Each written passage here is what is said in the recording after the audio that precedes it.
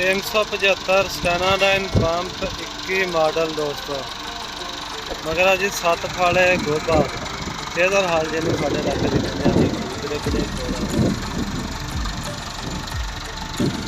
थानू अभी परफॉर्मेंस दिखाने जी 21 मॉडल है स्टेनाडाइन पंप का 375।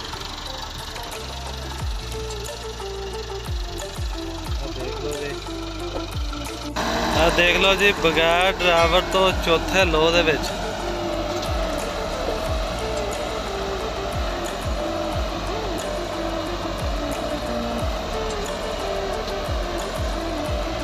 परफॉर्मेंस चेक कर लो जी तुसी ट्रैक्टर की।